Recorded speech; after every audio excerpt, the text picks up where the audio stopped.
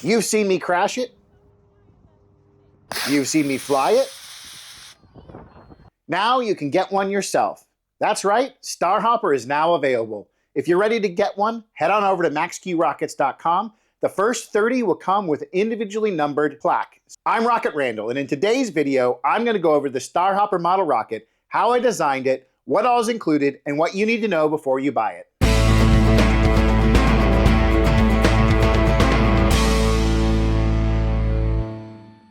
So the first thing to know about Starhopper is it's not a family of rockets or a bunch of rockets under a certain name. It's actually only one test article that SpaceX developed to test out their new Starship program. And it went through a 2-year campaign of design and testing and went through a lot of changes over that time. Starhopper even originally had a large nose cone on it that got knocked over in a windstorm, torn apart, and they just decided to fly without it. Most recently, it was being used as a water tower at Starbase and had a bunch of stuff attached to it, including some cladding. That's all recently been cleaned up, putting Starhopper back to its original form and being placed out in Starbase. So when designing, how do I choose what to design for? Even the famous 150-meter hop had some of the cladding missing on one of the legs. So what I tried to do was pick the most distinguishing characteristics, the most common stuff, and kind of what SpaceX was going for in the design instead of what it looked like at any given point in time. So what I ended up with was this. It's a 1/100 scale. So the original rocket was 9 meters. That makes this a 90-millimeter body. It has the 3 legs with the cladding. That seemed to be pretty standard, and some supports. I also added some really nice detail on the outside of the rocket. You've got some lines running down it. So the entrance hatch and the 4 canisters across the top. On the bottom, you have the Raptor engine that lifted it up and allowed it to land as well. Originally, it had red canisters on top. Later, they were painted white when it actually started the flight campaign. But my goal in designing this was to kind of go for what we think Starhopper looked like as an amalgam of all the changes over time and to try and design around that. So a couple of unique things when designing a model rocket versus just a purely scale display model is we need to think of things to allow it to launch. For example, the launch lug. Where do you make it so it can sit on that rail and when it's going up? And for most of my rockets, I have something along a launch lug stuck on the outside, and I didn't want to ruin the aesthetics of this. So what I did is I actually put the launch lug through one of the landing legs, and that allows you to slot the landing rail right through the middle of it, and there's no launch lug sitting on the outside. Second, you have to think about the recovery system. So there has to be a way for the exhaust gases to escape and for the parachute to deploy and come down. So in this one, what we did was we have a bar across the top and a bar on the inside that you can attach the shock cord to, put the parachute in, and close it all up. That way, when the ejection charge goes off, the top will pop off, the parachute will deploy, and it will float down nice and safely, in theory at least. So another thing that was actually really easy on this one was getting the color right. When I was designing Starship, it was very hard because I was trying to find a plastic that would match the steel look of what SpaceX was doing with these rockets.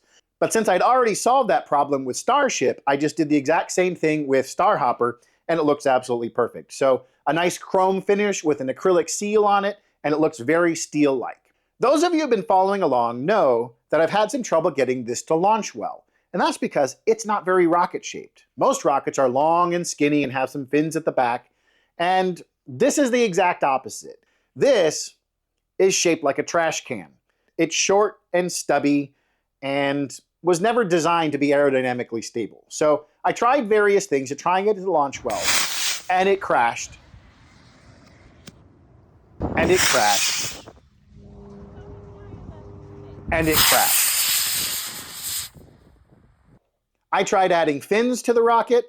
I tried various thrusts of the engine. But what finally did it was a low thrust engine and some nose weight in the top. And I did that with some clay. And once I did that, it launched beautifully. 3, 2, 1.